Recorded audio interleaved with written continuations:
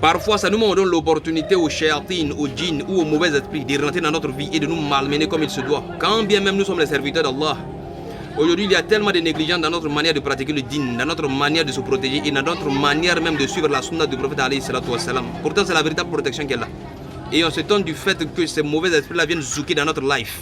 Pourtant, nous sommes musulmans. Tu trouves ça bizarre? Mais cela est dû au fait qu'on a négligé la sunna du prophète alayhi salatu wassalam, le meilleur ordonnance, le meilleur traitement. Je prends un exemple. Le prophète sallallahu alayhi wa sallam te dit que quiconque dit bismillah avant de manger, le diable n'a pas qu'à mettre sa main dans sa nourriture, parce que sa nourriture est protégée. Et lui-même il dit à ses éléments, ah, aujourd'hui sa nourriture est protégée, donc vous n'avez rien à manger aujourd'hui, vous allez dormir dans la faim. Mais quand il ne dit pas bismillah, le diable et ses éléments lui-même vient manger sa nourriture. Mais toi tu ne vois pas, il mange avec toi. Mais plus ils mangent, ils vont avoir de la force. Et s'ils ont de la force, ils vont être bien tranquille. Hein. Parce qu'ils ont de l'énergie maintenant pour pouvoir te malmener. Et c'est pourquoi à chaque fois tu dis que tu es musulman, mais à chaque fois c'est toi qui fais des raids bizarres. Et à chaque fois ils m'ont poussé un machette, on me poussé un canari, chien coup derrière moi, on serre mon cou. Mais ces chéatines sont te malmener parce que tu leur as donné l'opportunité de rentrer dans ta vie et de venir zouker là-dedans, tranquille.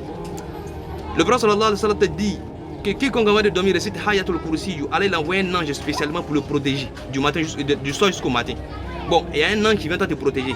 Est-ce que le shaitan lui voit ça, il a à cœur de t'approcher? Il n'a pas cœur, il finit debout de la checker quand même. Mais quand tu ne récites pas, qu'est-ce qui se passe? Il va venir zouker dans ta vie. Tu as des rêves bizarres. Avant de dormir, tu ne fais pas tes doigts de protection. Avant de sortir, on a négligé tout ça là. Tout le temps, c'est des protections. C'est des barrières qu'on met pour empêcher ces chéatines de rentrer dans ton vie. Mais tu ne fais pas tout ça là. Maintenant, quand ils viennent, maintenant tu t'étonnes. Accrochons-nous au traitement du prophète, c'est le meilleur traitement. Voilà. Matin, midi, soir, il y a des traitements à suivre. Traitement avant de manger, traitement avant de sortir, traitement, tout ça de la protection. Mais on est négligé envers cela. Maintenant, quand ces éléments-là rentrent dans notre life, ils viennent zouker dans notre vie, nous malmener comme il se doit. Pourtant, nous disons que nous croyons en Allah. On s'étonne.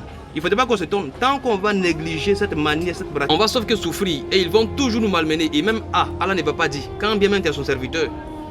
Parce que le simple fait que tu as refusé de réciter ces paroles-là pour te protéger, c'est comme si tu disais que tu n'as pas besoin de la protection d'Allah. Donc, Allah se dit, tu n'as pas besoin de ma protection. Donc, bismillah, il te laisse avec eux.